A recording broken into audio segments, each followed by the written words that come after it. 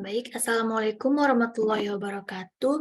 Salam sejahtera untuk kita semua. Baiklah, pertama-tama saya akan memperkenalkan diri. Perkenalkan, nama saya Yesika Desal Sahas dengan NIM B1, B1211112. Yang terhormat, dosen pengampu mata kuliah Pemerintahan Daerah, Pak Alpa Briansyah, SIP MIP, dan teman-teman yang berbahagia. Baiklah, pada kesempatan kali ini saya akan memaparkan materi tentang otonomi khusus di Indonesia. Seperti yang kita ketahui, otonomi khusus merupakan kewenangan khusus yang diakui dan diberikan kepada provinsi untuk mengatur dan mengurus kepentingan masyarakat setempat. Menurut Prakarsa sendiri, berdasarkan aspirasi masyarakat, istilah otonomi ini dapat diartikan sebagai kebebasan rakyat untuk mengatur dan mengurus rumah tangganya sendiri. Dalam hal ini, rakyat telah mendapatkan kekuasaan dan kewenangan yang lebih besar untuk mengatur penegakan hukum dan ketertiban masyarakat, mengatur sumber daya alam yang dimilikinya untuk kemakmuran rakyat, dan tetap memberikan tanggung jawabnya serta kontribusi terhadap kepentingan nasional. Demikian juga dalam melaksanakan pembangunan daerah seperti infrastruktur, sosial budaya, ekonomi, politik, hukum, dan ketertiban di tataran provinsi sesuai dengan karakteristik alam serta masyarakat dan budaya yang unik dan tidak ada di daerah lain. Sistem pemerintahan Negara Kesatuan Republik Indonesia menurut Undang-Undang Dasar Negara Republik Indonesia tahun 1945 mengakui dan menghormati satuan-satuan pemerintahan daerah yang bersifat khusus atau bersifat istimewa. Namun, kenyataannya, berbagai kebijakan dalam penyelenggaraan pemerintahan dan pembangunan yang sentralistik belum sepenuhnya memenuhi rasa keadilan, belum sepenuhnya memungkinkan tercapainya kesejahteraan rakyat, belum sepenuhnya mendukung terwujudnya penegakan hukum, dan belum sepenuhnya menampakkan penghormatan terhadap hak asasi manusia atau HAM. Reformasi di Indonesia memberi peluang bagi timbulnya pemikiran dan kesadaran bahwa Negara Kesatuan Republik Indonesia dibagi atas daerah-daerah provinsi. Negara mengakui dan menghormati satuan-satuan pemerintahan. Dalam Undang-Undang Pemerintahan Daerah terbaru, yaitu Undang-Undang Nomor 23 Tahun 2014, perbedaan definisi daerah khusus dan daerah istimewa tidak disebutkan sama sekali.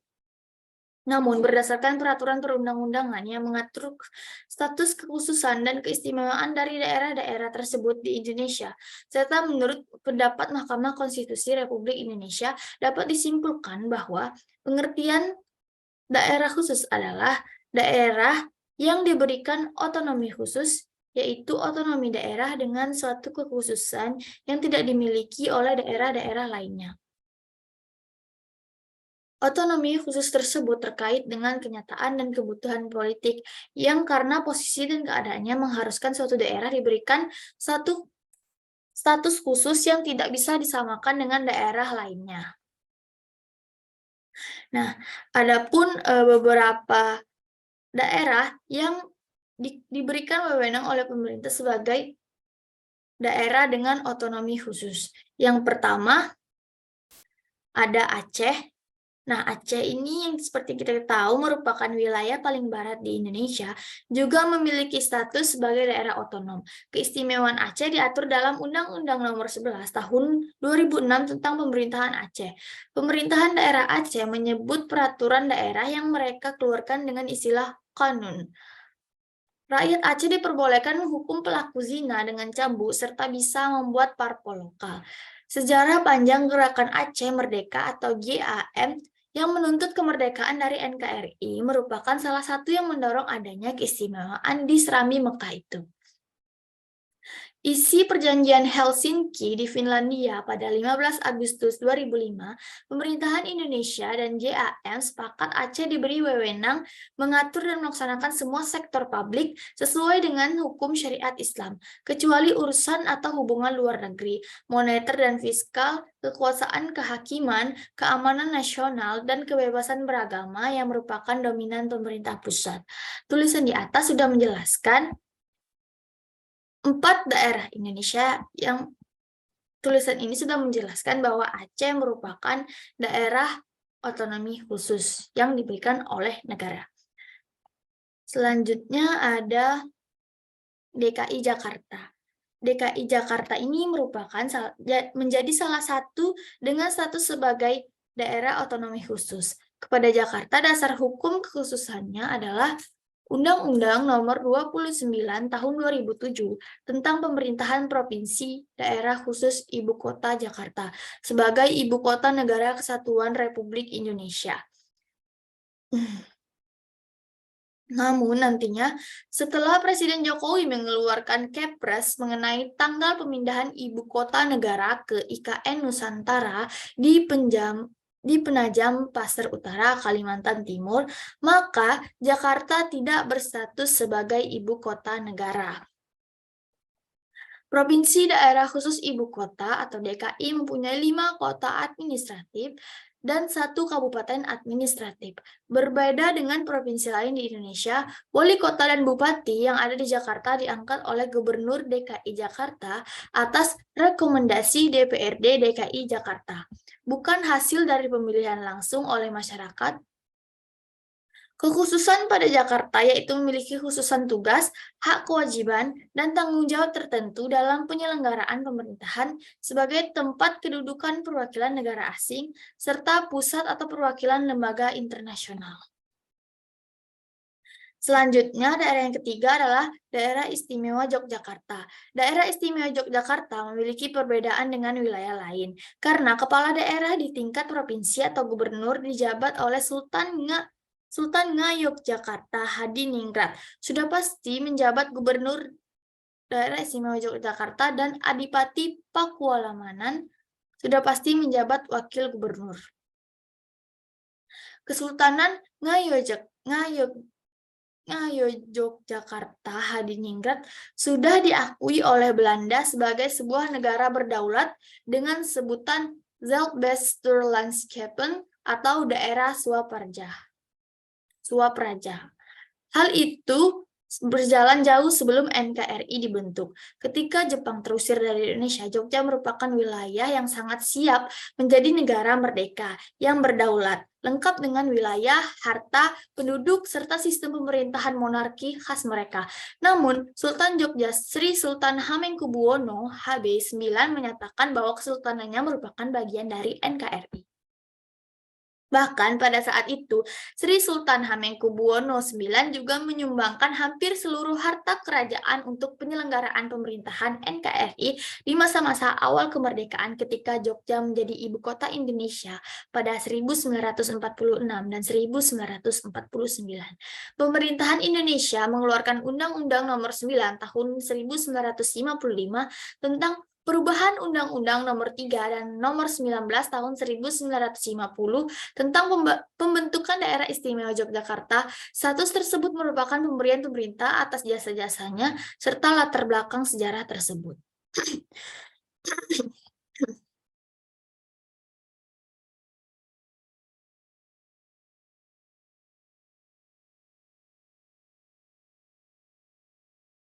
Selanjutnya,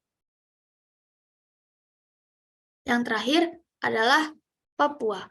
Undang-Undang Nomor 21 Tahun 2001 tentang Otonomi Khusus bagi Provinsi Papua Pasal 34, pembahasan rancangan undang-undang atau RUU Otsus ini telah masuk ke dalam program legislasi nasional atau Prolegnas prioritas tahun 2020.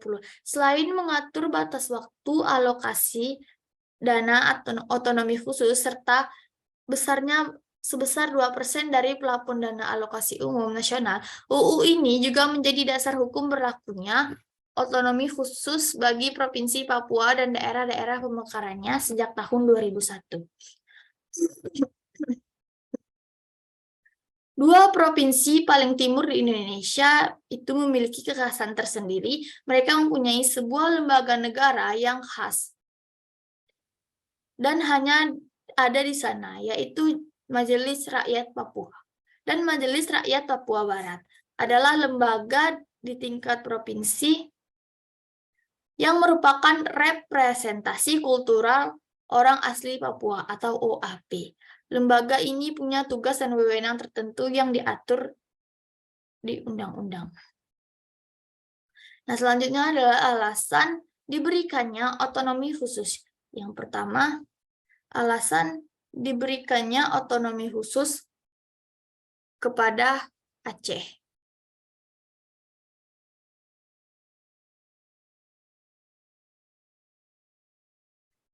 Aceh dalam tatanan kenegaraan Indonesia merupakan salah satu provinsi di Indonesia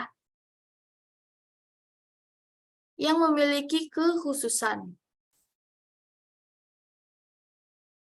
Undang-Undang Nomor 18, kemudian keistimewaan daerah Aceh telah terbentuk sejak Keputusan Perdana Menteri Republik Indonesia Nomor 1 Misi 1959 yang berlaku pada tanggal 25 Mei 1959 dengan memberi keistimewaan dalam 3 bidang, yaitu agama, pendidikan, dan adat. Kemudian keistimewaan Aceh dipertegas dan diperkuat dengan landasan hukum Undang-Undang Nomor 18 Tahun 1965 tentang pokok-pokok pemerintahan daerah. Setelah otonomi khusus diberikan kepada Aceh, nama daerahnya menjadi Nangrong Aceh Darussalam. Otonomi khusus memberikan kebebasan Aceh dalam mengurus sistem pengadilan dan pendidikannya sendiri. Tetapi pada hakikatnya masyarakat Aceh menginginkan terdapatnya kebijakan tentang penghentian kekerasan di Aceh. Karena otonomi khusus ini seharusnya diberikan karena militer terus melakukan aksi-aksi penyiksaan, teror, dan penghilangan paksa. Jadi apabila dalam peraturan otonomi khusus dan untuk Aceh tidak terdapat kebijakan tersebut, maka akan sulit terlihat perubahan berarti di daerah Aceh.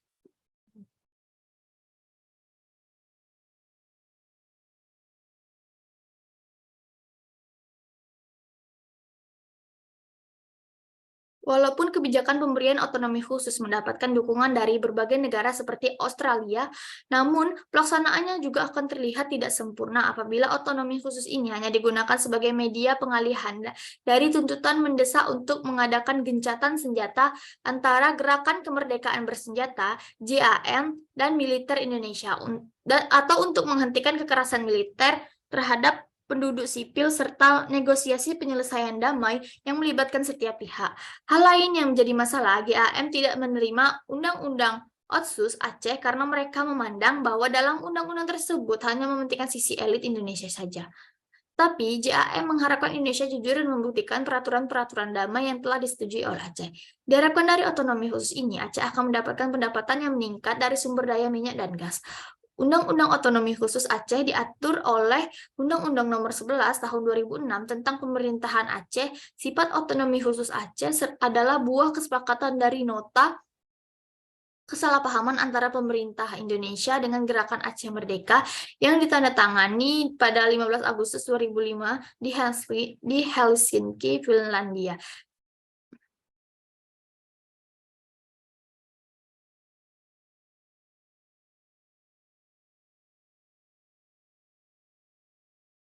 Keinginan masyarakat Aceh menjalankan keistimewaan daerahnya, terkhususnya khususnya dalam bidang keagamaan, yaitu penerapan syariat Islam, mendapat halangan dan benturan-benturan regulasi yang diberlakukan secara nasional. Regulasi yang dibuat pemerintah pusat pada masa pemerintahan Presiden Soeharto kerap tanpa memperhatikan keciri khasan yang ada di daerah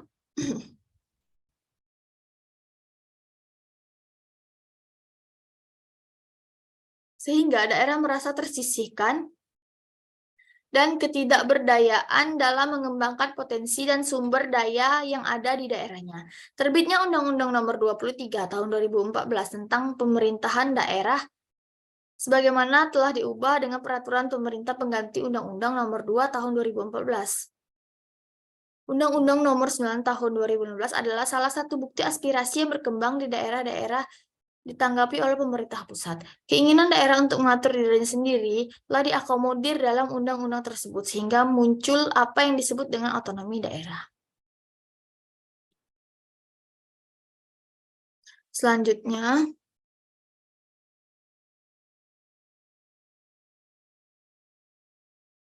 Adapun seperti yang saya jelaskan di awal tadi, Aceh mengapa memiliki alasan sederhana, rakyat Aceh itu memiliki syariat, aturan agama sendiri atau aturan yang mengikuti syariat Islam. Jadi diberikanlah otonomi khusus, yaitu rakyat Aceh diperbolehkan menghukum pelaku zina dengan mencambuk serta bisa membuat parpol lokal. Nah, itu salah satu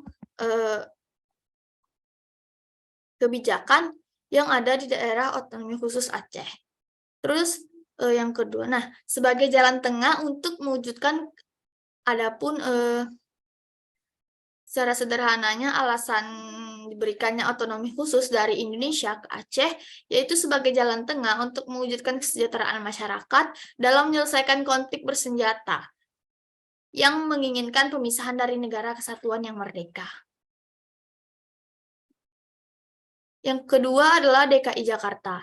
Nah, diberikannya karena pertimbangan administratif sebagai ibu kota negara, DKI Jakarta menghadapi berbagai masalah yang tidak terdapat di daerah lain yang bukan ibu kota negara.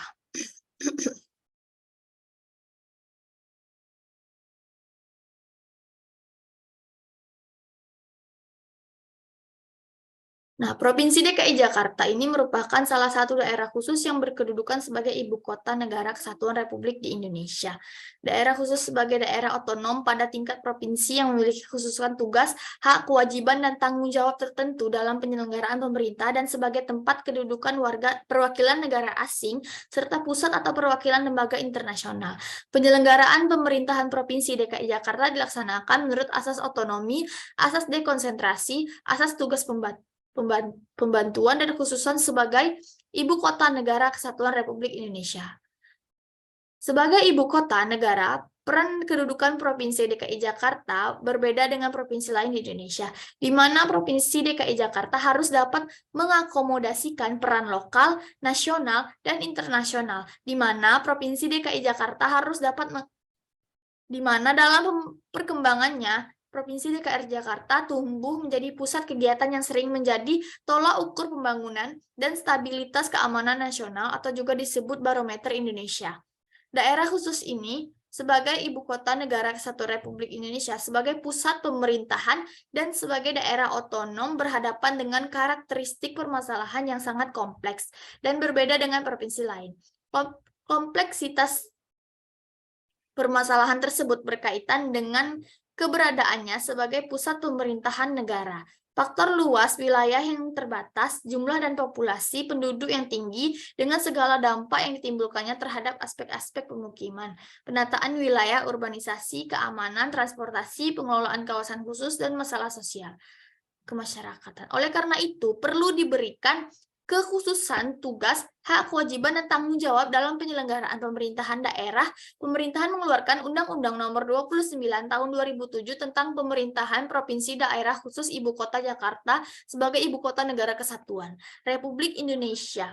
Undang-Undang Nomor 29 Tahun 2007. Undang-undang ini mengatur kedudukan khusus Provinsi DKI Jakarta sebagai Ibu Kota Negara. Provinsi ini adalah pusat pemerintahan negara. Sebagai ibu kota negara, sebagai ibu kota NKRI, Jakarta adalah daerah khusus yang berfungsi sebagai ibu kota negara kesatuan Republik Indonesia dan sekaligus sebagai daerah otonom pada tingkat provinsi. Selanjutnya adalah Daerah Istimewa Yogyakarta. Sultan di Yogyakarta itu setara dengan gubernur, nah memiliki wewenang dan tanggung jawab yang sama. Walau begitu, Presiden Republik Indonesia juga tetap punya andil dalam mengurus dan memberi aturan pada daerah istimewa Yogyakarta. Itulah alasan mengapa Yogyakarta ini disebut sebagai daerah istimewa Yogyakarta. Nah, provinsi ini memiliki status istimewa atau otonomi khusus. Status ini merupakan sebuah warisan dari zaman sebelum kemerdekaan. Kesultanan Yogyakarta dan juga Kadipaten Pakualaman sebagai cikal bakal atau asal-usul daerah istimewa Yogyakarta, memiliki status sebagai kerajaan vasal atau negara bagian dependent state.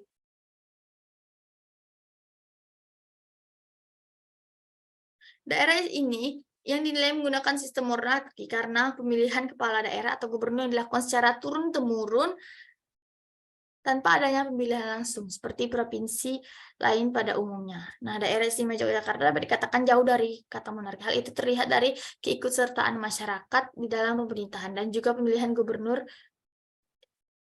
yang dilakukan secara turun-temurun itu adalah atas kehendak masyarakat yang dikarenakan unsur tradisi dari nenek moyang yang masih sangat kental di masyarakat Yogyakarta. Selanjutnya adalah alasan diberikannya otonomi khusus pada Papua. Pemberian otonomi khusus bagi Provinsi Papua dimaksudkan untuk mewujudkan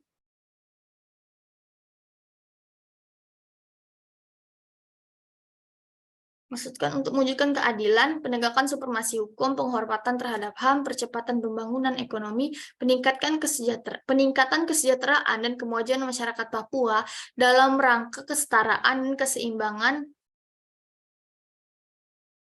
dengan kemajuan provinsi lain. Dalam hal historis, yaitu otonomi khusus Papua diberikan berdasarkan pada sejarah dari masyarakat Papua pada saat perjuangan bangsa Indonesia meraih kemerdekaan. Yang kedua, dalam hal politik, yaitu upaya NKRI untuk tetap mempertahankan wilayah kesatuan Republik Indonesia. Hal ini dikarenakan konflik berkepanjangan yang terjadi di Papua dan juga dikarenakan adanya gerakan separatis yang tumbuh dan berkembang di Papua. Nah, selanjutnya dalam hal ekonomi, yaitu ketertinggalan daerah Papua dari daerah lainnya dari segi ekonomi, kesejahteraan, pendidikan, dan kesehatan masyarakat, sehingga menyebabkan hak asasi manusia kurang dihargai. Selanjutnya,